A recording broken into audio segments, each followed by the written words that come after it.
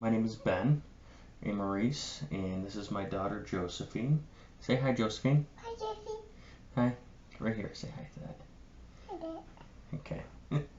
um, and we're gonna read a little book, a little golden book that she chose. Shrek. Which one's Shrek? What? This Fiona? That's Fiona. Yeah. What Fiona? Yeah. Okay. Baby Fiona? Yeah. Fiona. Far, far away, there lived an ogre named Shrek. Shrek's home sat in a stinky swamp many miles from the nearest neighbor.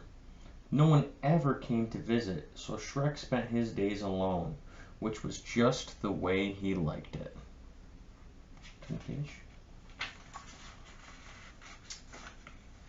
Late one afternoon, Shrek was out in the forest when thump, a beast named Donkey crashed right into him. To Shrek's annoyance, Donkey started to talk, and talk, and talk some more. Who's that? Is that Shrek? Shrek liked his privacy, so when a whole group of unruly fairy tale guests suddenly showed up, he bellowed, "What are you doing in my swamp?" "I didn't invite them," Donkey said. Turn the page. Lord Farquaad, ruler of Duloc, had chased all the fairy tale creatures from his kingdom. Shrek set out to give Lord Farquaad a piece of his mind, and Donkey tagged along. Meanwhile, Lord Farquaad planned to marry the beautiful Princess Fiona. He held a grand tournament to find a champion to rescue her from her tower. When Shrek appeared at Farquaad's tournament, the ruler ordered his knights to fight Shrek instead, but they were no match for him. Impressed, Farquaad promised Shrek that he could have his quiet swamp back if he rescued the princess. Oh, hold on. Okay, turn the page. Donkey did not like this quest one bit, but Shrek was determined to go, so Donkey followed him through smoky fields, across lakes of molten lava, and into a dark castle high on a mountain, right into the lair of a fire-breathing dragon. What's the dragon?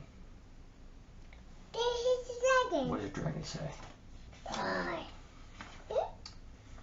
With one flick of its mighty tail, the feisty, flame-throwing dragon launched Shrek through the roof of the highest tower. Luckily, Shrek landed right next to Princess Fiona. "Let's go," Shrek said to the surprised princess. Donkey needed him. There was no way that Donkey could stand up to the giant dragon alone. Turn the page. Donkey indeed needed their help, not because the dragon wanted to eat him, but because she was in love with him. She didn't want to let Donkey go. Shrek was in no mood to argue. He grabbed Donkey with one hand and Fiona with the other, and they fled the castle. Turn the page. Princess Fiona was not at all happy to learn that Shrek's noble quest was really to save his stinky swamp, and not her. Shrek had never met anyone like Fiona. In a lot of ways, she was just like him. Turn the page. Surprisingly, Fiona had begun to enjoy Shrek's company too, but she didn't think he could possibly feel the same about her. So she continued on to Duloc to marry Lord Farquaad. Shrek stomped off to his swamp, sad and alone.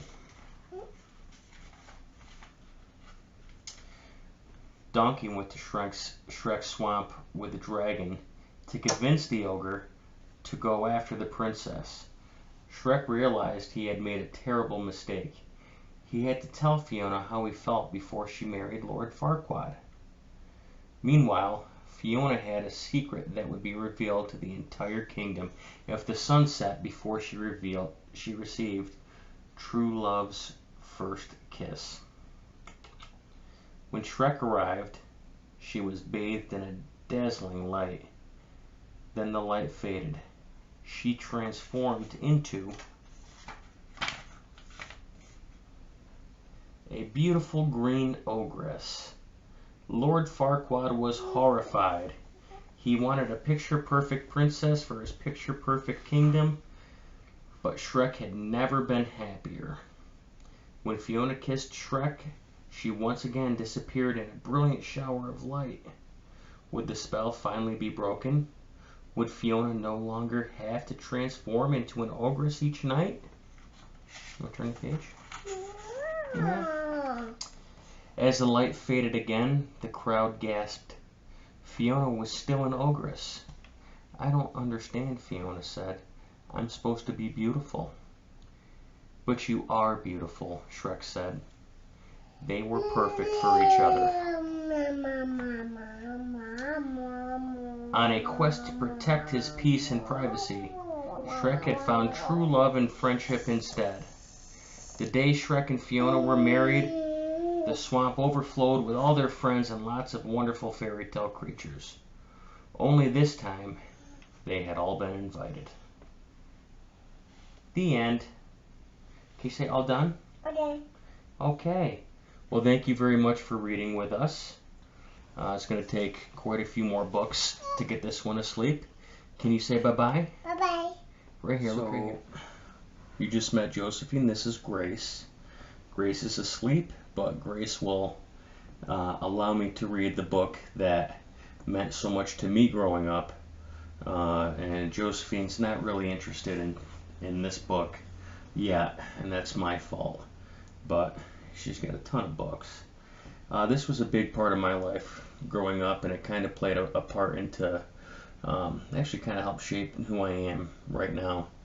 If any of you are familiar with this book, The Little Engine That Could by Watty Piper, its whole, the moral of the story here is, I think I can, it's being faced with a task or a challenge and going into it with a positive mindset. And this actually has followed me from when I was a little kid up through junior high school, middle school, and into high school, to the point when I was a senior, playing football.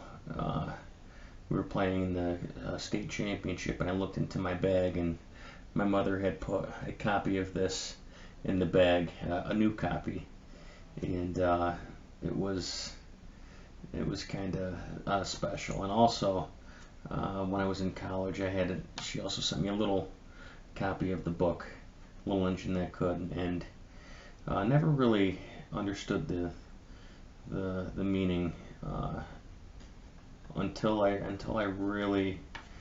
got older. And I mean, granted, it's a children's book, but this is something that is very special to me. So here we go, The Little Engine That Could. Let's go, Grace. Chug, chug, chug, puff, puff, puff, ding dong, ding dong. The little train rumbled over the tracks. She was a happy little train. Her cars were filled with toy animals, giraffes with long necks, teddy bears with almost no necks at all, and even a baby elephant. There were dolls and the funniest little toy clown you ever saw. But that was not all. Some cars were filled with good things for boys and girls to eat, and lollipops for after-meal treats.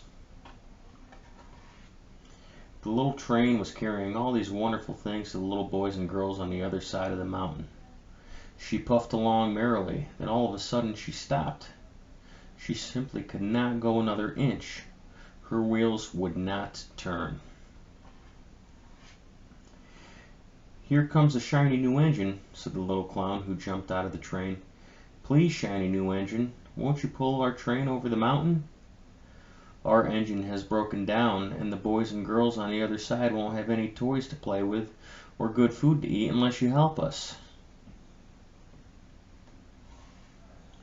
But the shiny new engine snorted. I pull you? I'm a passenger engine. My train has sleeping cars and a dining car with waiters. I pull the likes of you? Indeed not. And off he steamed. Soon the little clown called out, "Look, a great big strong engine is coming." "Please, big engine," cried the dolls and toys, "won't you pull our train over the mountain?" "I've just pulled a train with big heavy machines. I am a very important engine indeed. I won't pull the likes of you." And the big engine puffed off. The little train and all the dolls and toys were very sad. "The big engine is not the only one in the world," cried the little toy clown. "Here comes another. He looks very old and tired, but our train is so little, perhaps he can help us." But the rusty old engine sighed. "I am so tired I must rest my weary wheels. I cannot pull even so little a train as yours over the mountain. I cannot, I cannot, I cannot." And off he rumbled. By now, the dolls and toys were ready to cry. But the little clown said, "Here comes the little blue engine, a very little one. Maybe she'll help us." The very little engine came chugging merrily along. "What's the matter, my friends?" she asked kindly. "Will you pull us over the mountain?" cried the dolls and toys. "Our engine is broken down, and the good boys and girls on the other side won't have any toys to play with or good food to eat unless you help us." "I'm not very big. I've never been over the mountain. But I think I can, I think I can, I think I can." And the little blue engine hitched herself to the train. She tugged and pulled and pulled and tugged, and slowly, slowly, slowly, they started off. Puff, puff, chug, chug, chug went the little blue engine. "I think I can, I think I can, I think I can, I think I can." Up, up, up, faster and faster the little engine climbed, until at last they reached the top of the mountain. "Hooray! Hooray!" cried the little clown and the dolls and toys. "The good little boys and girls in this city will be happy because you helped us." And the little blue engine smiled and seemed to say as she puffed down the mountain, "I thought I could, I thought I could, I thought I could." The end. So that book was very, very special to me growing up, and one of my all-time favorites. And I just want to, before I sign out here, I just want to say thank you to everybody. Following this, you're going to have a kind of like a credits for the big donors here. I said anybody that donated $40 or more, I put them in my video, and I'm going to hold to that promise. I did put some photos of the big donors who did share them with me, and the names of the others who I could not get a hold of. But I do appreciate whether you donated $1 or $200 to my cause, to our cause here. I just want to let you know that it's very much appreciated, and every little bit makes a difference. I'll say it once, I'll say it a million times. If we want to make a difference in this world for our future, it starts with the young ones. It starts with education. So I appreciate it. The Discovery Center appreciates it, and I hope everybody has a wonderful evening. Now some of the boys might be a little smarter than I am, bigger and stronger too. Maybe none of them is ever gonna love you the way I do, 'cause it's me and you. And as the years go by, our love will never die. You're gonna see it's our destiny.